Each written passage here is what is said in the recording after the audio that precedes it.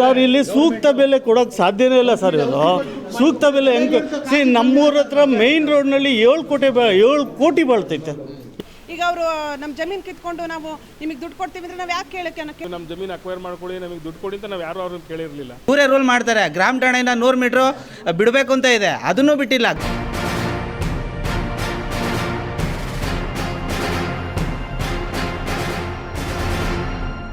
ತೆಗಿರೋ ಮನೆ ತೋಟ ಎಲ್ಲ ಅಕ್ವೈರ್ ಮಾಡಿದ್ರೆ ಆ ರೈತ ಎಲ್ಲಿ ಹೋಗ್ಬೇಕು? ಏನು ಟೈಮ್ ಐತೆ, ಟೈಮ್ ಮೀರಿದ ಮೇಲೆ ಅವ್ರಿಗೆ ಗೋಲ್ಮಾಲ್ ಮಾಡ್ತಾರೆ. ಈ MLA ಗಳು ಮಿನಿಸ್ಟ್ರುಗಳು ಸರ್ ಇದ್ದಾನೆ ಪ್ರೊಟೆಸ್ಟ್ ಮಾಡವ್ರೆ. ಏನು ಅದಕ್ಕೆಲ್ಲ ಏನು ಒಪ್ಪಿಗೆ, ಈ ಭೂಮಿ ಕೊಡೋದಕ್ಕೆ ನಮ್ಗೆ ಒಪ್ಪಿಗೆ ಇಲ್ಲ.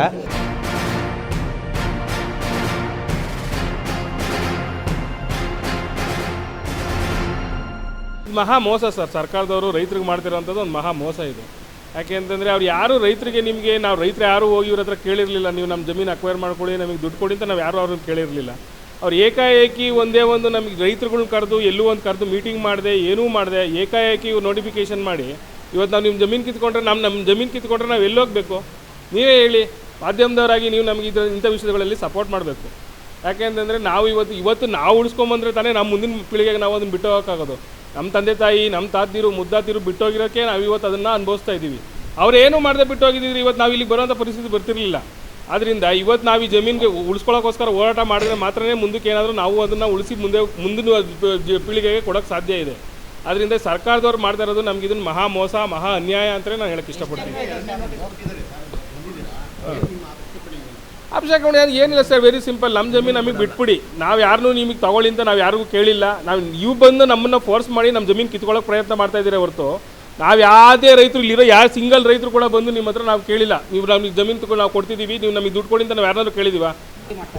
ಖಂಡಿತ ಈ ಸರ್ಕಾರ ಮಾಡ್ತಿರೋದು ತಪ್ಪು. ನಮ್ಮನ್ನ ಯಾರನ್ನೂ ಏನೂ ಕೇಳಿಲ್ಲ, ನಮ್ಮ ಜಮೀನು ಬಂದು ಅಕ್ವೈರ್ ಮಾಡ್ಕೊತಾ ಇದ್ದಾರೆ. ನಮ್ಮದೆಲ್ಲ ನೀರಾವರಿ ಜಾಗ, ತೋಟ ಇದೆ, ಮಾವಿನ ಸೊಸೆ ಇದೆ, ಯಾವುದು ಅವ್ರು ಬಂದು ನೋಡೇ ಇಲ್ಲ, ಹೆಂಗಿದೆ ಅಂತ ನೋಡಿಲ್ಲ. ನಮ್ಮ ನೋಡಿ ತೆಂಗಿನ ತೋಟ ಇದೆ, 2 ತಿಂಗಳಿಗೆ 5,000 6,000 ಕಾಯಿ ಬೀಳುತ್ತೆ. ನಾವು ಅದರಿಂದ ಜೀವನ ಮಾಡ್ತಾ ಇದ್ದೀವಿ. ಈಗ ಅವರು ನಮ್ಮ ಜಮೀನು ಕಿತ್ಕೊಂಡು ನಾವು ನಿಮಗೆ ದುಡ್ಡು ಕೊಡ್ತೀವಿ ಅಂದರೆ ನಾವು ಯಾಕೆ ಕೇಳೋಣ? ನಾವೇನು ದುಡ್ಡು ಕೇಳಿದ್ದೀವ ನಿಮ್ಮನ್ನು? ಜಮೀನು ಸರ್ಕಾರ ತೊಗೊಳ್ಳಿ ಅಂತ ನಾವೇನೋ ಕೇಳ್ತಾ ಇದ್ದೀವ? ಇಲ್ಲ ನಮಗೇನಾದರೂ ಕೆಲಸ ಕೊಡಿ ಅಂತ ಕೇಳ್ತಾ ಇದ್ದೀವ? ನಾವೇನು ಕೆಲಸ ಕೊಡ್ತೀವಿ. ಇವರೊಬ್ಬ ಇಂಜಿನಿಯರ್, ಇವರು ಎಲ್ಲ ಕೆಲಸ ಬಿಟ್ಟು ಬಂದು ಹಳ್ಳಿಲಿ ವ್ಯವಸಾಯ ಮಾಡ್ತಾ ಇದ್ದೀವಿ ನಾವು. ನಮ್ಮ ಜಮೀನು ಯಾಕೆ ನಾವು ಕೊಡಬೇಕೀಗ? ನಾವು ಒಂದು ಇಂಚು ಜಾಗನೂ ನಾವು ಯಾರಿಗೂ ಕೊಡಲ್ಲ. ಏನು ಹೇಳಿ? ನಮ್ಮದು ಇವ್ರದ್ದು ಎಲ್ಲ ಸೇರಿ 25 ಎಕರೆ ಮಾಡ್ಕೊಂಡಿದ್ದಾರೆ. 25 ಎಕರೆ ಜಮೀನ ನಮ್ದು ಅಕ್ವೈರ್ ಮಾಡ್ಕೊಂಡಿದ್ದಾರೆ. ನಮ್ಗೆ ಯಾವ ಕಾರಣಕ್ಕೂ ನಮ್ಮ ಜಮೀನು ಬಿಟ್ಕೊಡಲ್ಲ. ನಮಗೆ ಅವ್ರು ಕೊಡೋ ಜಾಗದಲ್ಲಿ ನಮ್ಗೊಂದು ಸೈಟು ಕೂಡ ನಮಗೆ ಬರಲ್ಲ. ನಾವು ಕೇಳ್ತಾ ಇದ್ದೀವ ನಮಗೆ ದುಡ್ಡು ಬೇಕು ಅಂತ? ನಾವು ಯಾರೂ ಏನು ಕೇಳಿಲ್ಲ. ನಾವು ದುಡ್ಡು ಕೇಳ್ತಿಲ್ಲ, ನಾವು ಕೆಲಸನೂ ಕೇಳ್ತಾ ಇಲ್ಲ. ನಮ್ಮ ಜೀವನ ನಾವು ಮಾಡ್ಕೊತಾ ಇದ್ದೀವಿ. ನಾವು ಯಾವ ಕಾರಣಕ್ಕೂ ಕೊಡಲ್ಲ. ಯಾವುದೇ ಕಾರಣಕ್ಕೂ ನಮ್ದೊಂದು ಚಿಕ್ಕ ಹಳ್ಳಿ, ನಾವೆಲ್ಲ ರೈತರುಗಳು ಸಂತೋಷವಾಗಿ ಬದುಕ್ತಾ ಇದ್ದೀವಿ. ನಾವು ಯಾವುದೇ ಕಾರಣಕ್ಕೂ ನಮ್ಮ ಜಾಗನ ಬಿಟ್ಕೊಡಲ್ಲ. ಮಾಡಿ ಜಮೀನೆಲ್ಲ ಕಿತ್ಕೊಂತಾರಲ್ಲ ಅಂತ ನಮ್ಗೆ ಒಟ್ಟೂರಿಗೆ ಬಂದಿದ್ದೀವಿ ಕೇಳೋಕ್ಕೆ. 4 ಆಣೆ ಕೂಲಿ ಮಾಡಿ 60 ರೂಪಾಯಿ ಫೀ ಕೊಟ್ಟು ಇಸ್ಕೊಂಡು ತಿಂದು ಜೀವನ ಮಾಡಿದಾರೆ. ನಾವು ಅವಾಗ ಸಂಪಾದನೆ ಮಾಡಿದ್ದು ಅಂಥ ಕಾಲದ ಜಮೀನು. ಈಗ ಹೆಚ್ಚು ಕಮ್ಮಿ 10 ಲಕ್ಷ 15 ಲಕ್ಷ ರೂಪಾಯಿಗೆ ಅಡಿಕೆ ಗಿಡ ಕೊಡ್ತೀವಿ. ಇವ್ರು ಕಿತ್ಕೊಂಡು ಬಾಯಿಲ್ ಹಾಕಿಬಿಟ್ರೆ ನಾವೆಲ್ಲೋ ಸಾಯನ? 2 ಮಕ್ಕಳು ಎಲ್ಲಿ ಕಳ್ಸೋಣ? ಇವರು ಎಷ್ಟು ಬೇಕೋ ಅಷ್ಟೇ ಕಿತ್ಕೊಂಡ್ಬಿಡ್ತಾರೆ. ನಮ್ಮ ಇಡೀ 4 ಎಕರೆ ಜಮೀನು, 4 ಎಕರೆ ಒಳಗೆ ಒಂದು ಕುಂಟೆನೂ ಬಿಟ್ಟಿಲ್ಲ, ಎಲ್ಲ ಕಿತ್ಕೊಂಡವ್ರೆ. ನಿಲ್ಗೋಗೋಣ ನಾವು? ಅದಕ್ಕೆ ಕಾರಣ ಅಂದರೆ ಬೇರೆ ಕಡೆ ಬಂಜರು ಭೂಮಿ, KDBನವರು ಬರೀ ಬಂಜರು ಭೂಮಿ ಅಕ್ವೈರ್ ಮಾಡ್ಕೊಬೇಕು ಅಂತ ಇದೆ. ಆದರೆ ಆ ಕಾನೂನಿಗೆ ಮೀರಿ ಫಲವತ್ತಾದ ಜಮೀನೇ ಆಯ್ಕೆ ಮಾಡ್ಕೊತಾರೆ. ಬೇರೆ ಕಡೆ ಹೋದರೆ ಉದಾಹರಣೆಗೆ ಬಿಜಾಪುರ, ರಾಯಚೂರು, ಗುಲ್ಬರ್ಗ ಈ ಕಡೆ ಹೋದರೆ ಅಲ್ಲಿ SR ವ್ಯಾಲ್ಯೂ ಕಡಿಮೆ ಇರ್ತದೆ. ಇವ್ರಿಗೆ ಬರೋ ಕಮಿಷನ್ನು ಕಡಿಮೆ ಆಗುತ್ತೆ. ಹೈವೇ ಪಕ್ಕದಲ್ಲಿರ್ತವೆ. ಅದರಿಂದ ಇವ್ರ ಕಮಿಷನ್ ಜಾಸ್ತಿ ಬರಲ್ವಲ್ಲ ಅನ್ನೋ ಒಂದೇ ಉದ್ದೇಶದಿಂದ ಬೇರೆ ಈ ನಮ್ಮ ಫಲವತ್ತಾದ ಜಮೀನೇ ಬೆಂಗಳೂರು ಗ್ರಾಮಾಂತರಕ್ಕೆ ಸೇರಿರೋದೇ ಅಕ್ವೈರ್ ಮಾಡ್ಕೊತಾ ಇದ್ದಾರೆ. ಮತ್ತು ನಮ್ಮ ಬೆಂಗಳೂರು ಗ್ರಾಮ ನಮ್ಮ ಗ್ರಾಮ 3 ಗ್ರಾಮಗಳಲ್ಲೂ ಬಹಳ ಬಡ ಕುಟುಂಬದವರು. ಯಾರೋ ಒಂದು ಕೆಲವು ಕುಟುಂಬದವರು ಮಾತ್ರ 4 ಎಕರೆ 5 ಎಕರೆ ಜಮೀನು ಬಿಟ್ಟರೆ ಇನ್ನೆಲ್ಲ ಇರೋದೆಲ್ಲ 5 ಕುಂಟೆ 10 ಕುಂಟೆ 20 ಕುಂಟೆ ಅರ್ಧ ಎಕರೆ 3/4 ಎಕರೆ ಜಮೀನು ಇರೋರು. ಇವರು ಇತ್ತೀಚಿನ ದಿನಗಳಲ್ಲಿ ಅದರಲ್ಲಿ ಏನೋ ಒಂದು 6 ತಿಂಗಳಿಗಾಗುವಷ್ಟು ಜೀವನ ಬೆಳೆ ಬೆಳ್ಕೊಂತಾರೆ. ಮತ್ತು ಕೆಲವರು ಬೋರ್ವೆಲ್ಲು ಅವು ನೀರಾವರಿ ವ್ಯವಸ್ಥೆ ಮಾಡಿಕೊಂಡು ತೆಂಗು, ಬಾಳೆ, ಅಡಿಕೆ, ತರಕಾರಿಗಳು ಇವೆಲ್ಲ ಬೆಳೆದು ಬೆಂಗಳೂರಿಗೆ ಸಪ್ಲೈ ಮಾಡ್ತಾರೆ. ಇವನ್ನೆಲ್ಲ ಕಿತ್ಕೊಂಡು ನಾಳೆ ಇವ್ರನ್ನ ಬೀದಿ ಪಾಲು ಮಾಡಿದಾಗ ಆ ಜನಗಳು ಎಲ್ಲಿಗೆ ಹೋಗಬೇಕು ಯೋಚನೆ ಮಾಡಿ ನೀವೇನೆ. ಅವೈಜ್ಞಾನಿಕ. Zone 3 Zone 4 ಹೆಂಗೆ ಮಾಡೋಕ್ಕೆ ಬರುತ್ತೆ ಸರ್?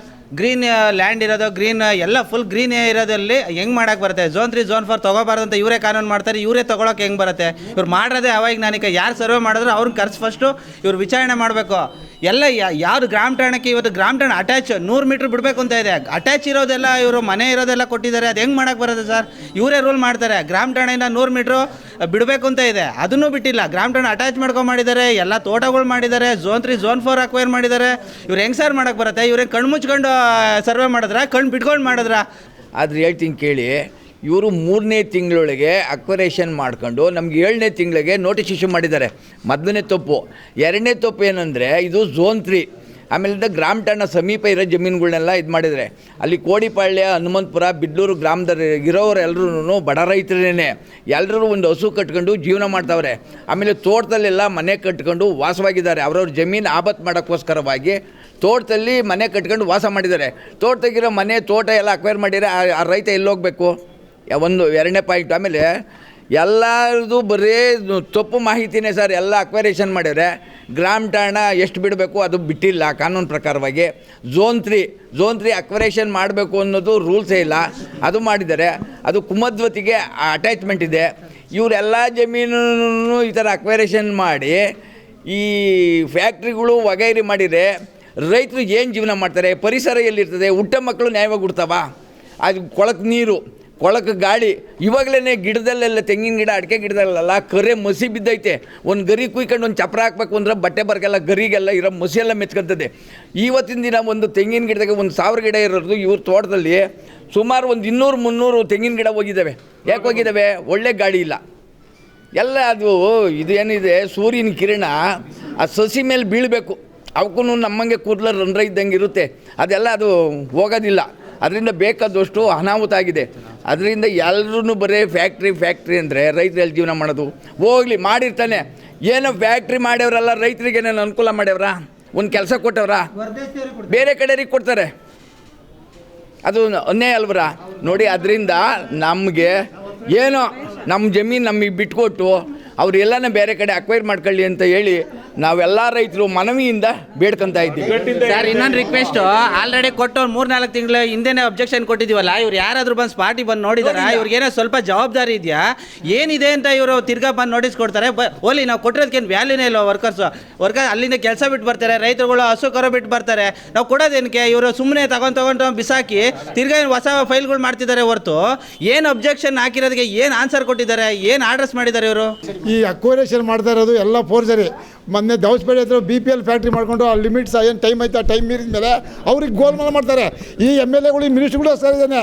ಇವತ್ತೆಲ್ಲ ಇವರು ಸುಮ್ಮನೆ ಟೆಂಡ್ರು ಸರ್ಕಾರದ ಲೆಕ್ಕ ತಗೊಳ್ಳೋದು, 10 ಎಕರೆ 20 ಎಕರೆ ಪ್ಲಾಟ್ ತಗೊಳ್ಳೋದು, ಆಮೇಲೆ ಇವ್ರು ಮಾಡ್ಕೊಂಡು ದುಡ್ಡು ಮಾಡೋದು. ನಮ್ಮ ಹೆಂಡ್ರು ಮಕ್ಕಳು ಏನು ಮಾಡ್ಬೇಕು? ನಾವು 8 ನಾನಿ ಕೂಲಿ, ನಮ್ಮ ಮಕ್ಕಳು ಓದಿಲ್ಲ ಬರ್ದಿಲ್ಲ. ನೋಡಿ, ಎಲ್ಲ ತೋಟ ಮಾಡಿ ಎಲ್ಲ ಇಂದ ಫಸ್ಲು ಬಂದಾಗ ನಾವು ಬಿಟ್ಬಿಟ್ಟು ನಾವು ಎಲ್ಗೋಗೋಣ? ಪೈಡಲ್ ಕೊಟ್ಬಿಡಿ ಅಂತ ಹೇಳ್ರಿ ಸರ್ ಸರ್ಕಾರಕ್ಕೆ. ಸರ್, ಈಗಾಗಲೇ ನೆನ್ನೆ ಮಾತಾಡಿದ್ದೀನಿ. ಇದು ನಮ್ಮ ಹನುಮಂತಪುರ, ಬಿದ್ಲೂರು, ಕೋಡಿಪಾಳ್ಯ ಈ ಜಮೀನು ಏನಿದೆ ಅಂದರೆ ಇದು ಬೆಲೆ ಬಾಳುವಾದ ಜಮೀನು. ಹೈವೇಗೆ ಅಟ್ಯಾಚ್ ಇದೆ. ಆಮೇಲೆ ಫಲವತ್ತಾದ ಭೂಮಿ. ಇಲ್ಲಿ ಎಲ್ಲ ನೋಡಿ, ಅಡಿಕೆ, ತೆಂಗು ಎಲ್ಲ ಥರ ಬೆಳೆ ಇದ್ದಾವೆ. ಆಮೇಲೆ ಇದು ವಾಟ್ರ್ ಬೆಲ್ಟು. ಶಿವಗಂಗೆಯಿಂದ ಇಲ್ಲಿ ನೀರು ಬರ್ತೈತೆ, ಕೆರೆ ತುಂಬ್ಕೊಂತವೆ. ಕೆರೆಯಿಂದ ಇಲ್ಲಿ ತಿಪ್ಕೊಂಡಳ್ಳಿಗೆ ನೀರು ಬರ್ತೈತೆ. ಆಮೇಲೆ ಕುಡಿಯೋಕೆ ನೀರು ಗೊತ್ತೈತಿ ಇಲ್ಲಿ ತಿಪ್ಕೊಂಡಳ್ಳಿಗೆ. ಈ ಅಲ್ಲೆಲ್ಲ ಕಲ್ಮಿಷ ಆದರೆ ನೀವೆಲ್ಲ ಬೆಂಗಳೂರಿನಲ್ಲಿರೋರು ಏನು ಮಾಡಬೇಕು? ಕಲ್ಪಿಷ ನೀರು ಕುಡಿಬೇಕು. ಸೊ ಇವರೇ ಸರ್ಕಾರನೇ ಕ್ಯಾಶ್ಮೆಂಟ್ ಏರಿಯಾ ಅಂತ ಮಾಡಿಬಿಟ್ಟು ಇವಾಗ ಆಲ್ರೆಡಿ ಹೈಕೋರ್ಟ್ನಲ್ಲಿ, ಸುಪ್ರೀಂ ಕೋರ್ಟ್ ಸುಮಾರು ಕೇಸ್ ಇದ್ದಾವೆ ಕ್ಯಾಶ್ಮೆಂಟ್ ಏರಿಯಾ ತಗೊಂಬೇಡೋದು ಅಂತ. ಆದರೂ ಇವ್ರು ಬಲವಂತಾಗಿ ಯಾರ್ದೋ ಒತ್ತಡದ ಮೇಲೆ ತಗೊತವ್ರೆ. ನಾನು ಮಾತಾಡಿದ್ದೀನಿ. ಬಟ್ ಕನ್ಕ್ಲೂಷನ್ ಏನಂದರೆ ಇದು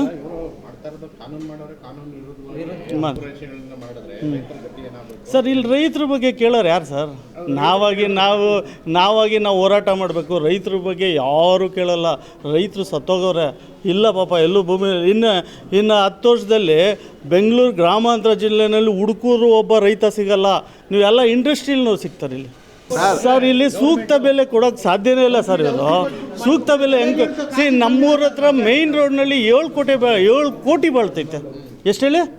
ಮೇಯ್ನ್ ರೋಡ್ನಲ್ಲಿ ಹೈವೇಗೆ ಅಟ್ಯಾಚ್ ಇರೋ ಲ್ಯಾಂಡು 7 ಕೋಟಿಗೆ ಮಾರ್ಕೆಟ್ ವ್ಯಾಲ್ಯೂ ಇದೆ. ಇವಾಗ ಇವ್ರು ಎಷ್ಟು ಕೊಡ್ತಾರೆ? 1.5 ಕೋಟಿ 2 ಕೋಟಿ ಕೊಡ್ತಾರೆ. ಅದು ಯಾವಾಗ ಕೊಡೋದು ಇವರು ಅಂದರೆ 7-8 ವರ್ಷ ಆದಮೇಲೆ ಇವತ್ತಿನ ರೇಟ್ ಅವತ್ತು ಕೊಡ್ತಾರೆ. ಸೊ ಇದು ನಮ್ಗೆ ಎಲ್ಲಿ ಲಾಭ ಬರ್ತೈತೆ? ರೇಟು ಕೊಡಲ್ಲ. ಆಮೇಲೆ ಇವಾಗ ಏನಾಗ್ತೈತೆ, ಅಕ್ವಿಷನ್ ಆದ ತಕ್ಷಣವೇ ಎಲ್ಲ ಇಲ್ಲಿ ಮಾಫಿಗಳು ಸ್ಟಾರ್ಟ್ ಆಗ್ತವೆ ಕೇಸ್ ಹಾಕೋಕ್ಕೆ. ಆ ರೈತರಿಗೆ ಕೇಸ್ ಹಾಕ್ಸ್ಬಿಡ್ತಾರೆ, ಯಾರೋ ಹೆಣ್ಮಕ್ಳು ಪಣ್ಮಕ್ಳು ಇನ್ಯಾರೋ ಬಂದು ಸುಮ್ಮನೆ ಕೇಸ್ ಹಾಕ್ಸ್ಬಿಡ್ತಾರೆ. ಅವರಿಗೆ ದುಡ್ಡು ಇಲ್ಲ, ಜಮೀನು ಇಲ್ಲ, ಅವರು ಅಷ್ಟೇ ಪಾಲಿಡ್ ಹಾಕ್ಕೊಂಡು ಸಾಯಬೇಕು. ಆ ಮಟ್ಟಕ್ಕೆ ಆಗ್ತಾ ಇದೆ ಇಲ್ಲಿ. ತಿನ್ನೋಕ್ಕೆ ಅನ್ನ ಕಿತ್ಕೊಂತ ಐತೆ, ನಮಗೆಲ್ಲ ರೈತರಿಗೆಲ್ಲ, ಎಲ್ಲ ಸಮಸ್ತ ಜನಗಳಿಗೆಲ್ಲ, ನಮ್ಮ ರಾಜ್ಯದ ಜನಗಳಿಗೆಲ್ಲ ಕಿತ್ಕೊಂತ ಐತೆ. ಮತ್ತು ಇವತ್ತು ಜೀವನ ಮಾಡೋಕ್ಕೆ ಏನು ನಮ್ಗಳಿಗೆಲ್ಲ ಒಕ್ಕಲೆ ಬಸ್ತೈತೆ. ಇನ್ನೇನು ಹೇಳೋಕ್ಕಾಗ್ತದೆ? ಎಲ್ಲ ಸುಖವಾಗಿ ಅವರಲ್ಲ, ಇವಾಗೆಲ್ಲ ಅಡಿಕೆ ತೋಟ ತೆಂಗು ಎಲ್ಲ ಅವರಲ್ಲ, ಅದನ್ನು ಹಾಳು ಮಾಡಬೇಕು ಅಂತ ಅಲ್ಲಿ ಬಂದು ಕೈಗಾರಿಕರಣ ಮಾಡಿ ಬೋರ್ಗಳೆಲ್ಲ ಈಗಲೇ ಆ್ಯಸಿಡ್ ನೀರು ಬರ್ತೈತೆ, ಕೆಮಿಕಲ್ ನೀರು ಬರ್ತೈತೆ. ಸರ್ ಅದಕ್ಕೆಲ್ಲ ಇದು ಮಾಡಬೇಕಲ್ಲ. ಇವ್ರು ತಿಳಿಸಿದ್ದಾರೆ.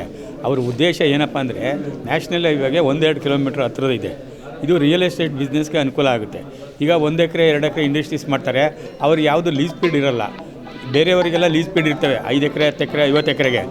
1 ಎಕರೆ 2 ಎಕರೆ ಕೊಡೋರಿಗೆ ಏನಾಗುತ್ತೆ, ಲೀಸ್ ಪೀಡ್ ಕಮ್ಮಿ ಇರೋದ್ರಿಂದ ಅವ್ರು ಏನು ಮಾಡ್ತಾರೆ, 4-5 ವರ್ಷ ಯಾವುದೋ ಒಂದು ಸಣ್ಣ ಬಿಸ್ನೆಸ್ ಮಾಡಿಕೊಂಡು ಅದು ಮಾರ್ಕೊಂಡು ರಿಯಲ್ ಎಸ್ಟೇಟ್ ಬಿಸ್ನೆಸ್ ಮಾಡ್ಕೊತಾರೆ ಅಂತ ಈಗೆಲ್ಲ ಸಾರ್ವಜನಿಕರೆಲ್ಲ ಮಾತಾಡೋವಂಥ ವಿಷಯ ಇದು. ಇದು ಗೊತ್ತು. ಈ ಭೂಮಿ ಕೊಡೋದಕ್ಕೆ ನಮ್ಗೆ ಒಪ್ಪಿಗೆ ಇಲ್ಲ. ಸರ್ಕಾರಕ್ಕೆ ಹೊರೆ ಜಾಸ್ತಿ ಆಗುತ್ತೆ ಪರಿಹಾರ ಕೊಡೋಕ್ಕೆ ಹೋದರೆ. ಯಾಕೆ ತೋಟಗಾರಿಕೆ ಇಲಾಖೆಗೆಲ್ಲ ಪರಿಹಾರ ಕೊಡೋಕ್ಕೆ ಹೋದರೆ ಸರ್ಕಾರಕ್ಕೆ ಹೊರೆ ಆಗ್ತದೆ. ಅದನ್ನು ನಿಗಾ ಮಾಡಿ ನಮ್ಮ ಭೂಮಿ ಬಿಟ್ಕೊಡಿ.